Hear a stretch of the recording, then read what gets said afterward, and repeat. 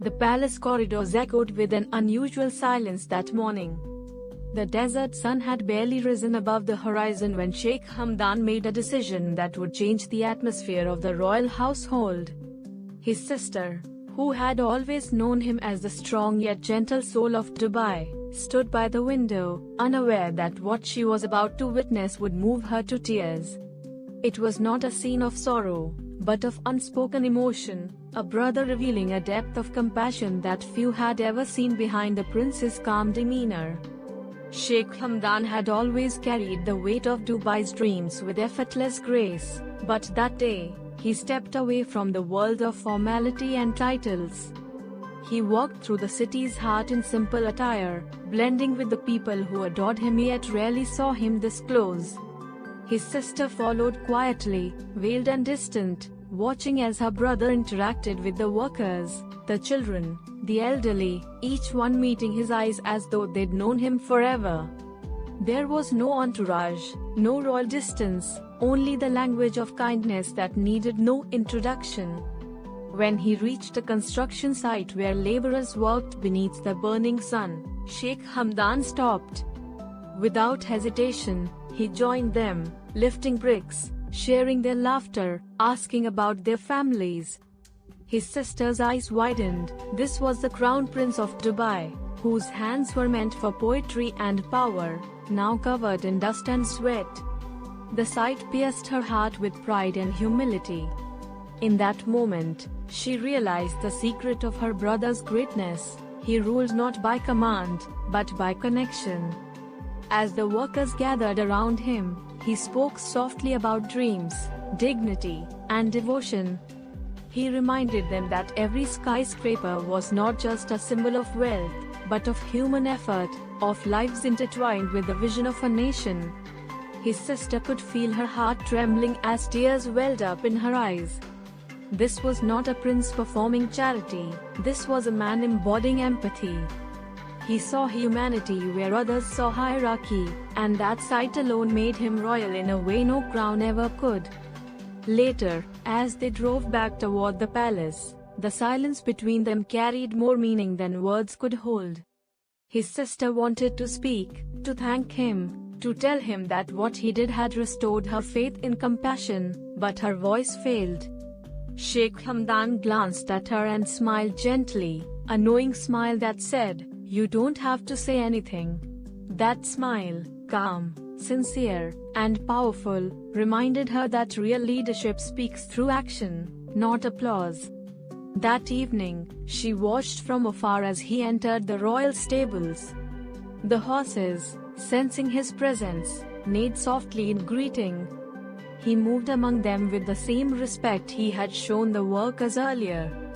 His sister realized that everything around him, humans or animals, rich or poor, received the same tenderness. It was his quiet consistency that defined his greatness, not his titles or achievements. Every act he performed seemed to carry a divine rhythm, as if compassion itself had found a voice through him. As dusk descended over Dubai, Sheikh Hamdan sat on the edge of the desert dunes, gazing into the horizon. His sister approached silently, still trying to process the day's events. When he finally spoke, his voice was deep with reflection. "Sister," he said, "we are born into privilege not to rise above others, but to lift them." The simplicity of his words broke through her composure. Her tears fell freely now, not from sadness, but from the overwhelming truth she had just heard.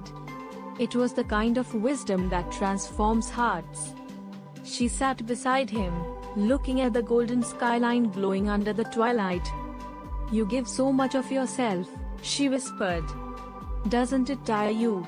He looked at her with that same calm that had carried him through every challenge. "It doesn't," he said softly. "Because what we give with sincerity returns in peace." She felt those words settle in her soul like a prayer. In that instant, she understood why so many looked up to him, not just as a prince, but as a living reflection of grace. Back inside the palace, the royal halls seemed to carry a new light. His sister couldn't stop thinking about how the world outside their walls was touched by his small acts, how one day's humility could ripple into countless lives. She realized that greatness wasn't found in grand gestures, but in the way one chooses to treat others when no one is watching. Her tears had been shed for something sacred, for the. In the days that followed, Sheikh Hamdan's sister found herself reflecting on how his actions had quietly transformed the rhythm of palace life. Even the guards stood a little straighter, their eyes softer with respect that came not from duty but from admiration. The household staff whispered stories about him with glowing pride, and the servants who once kept a respectful distance now carried smiles when he passed. His presence had become a living example of humility wrapped in power, the kind of balance only a rare soul could hold. His sister often watched him from the balcony, wondering how a man surrounded by privilege could still live as though the simplest joys were enough. One afternoon, she found him sitting under the shade of a palm tree, sketching lines in his notebook. His eyes were calm, his hands steady, as though the world itself flowed through his pen. She sat beside him quietly, and he handed her the page. It wasn't a poem this time, but a simple drawing, of a hand lifting another from the ground. "This," he said softly, "is how a leader should lead." His sister stared at it, her throat tightening again. She realized that his greatness was not measured in power or poetry, but in moments like this, where silence carried more meaning than speeches ever could. As night blanketed Dubai once more, the city lights reflected like stars across the still water. His sister joined him on the terrace, both of them watching the skyline shimmer in golden tranquility. "Do you ever wish for a quieter life?" she asked. He turned to her with a smile that carried both serenity and strength. "This is my quiet life," he replied. "Peace is not found in escaping responsibility, but in serving it with grace." His words settled deep into her heart. She finally understood that he didn't carry the kingdom, he flowed with it, as one heartbeat shared between ruler and people.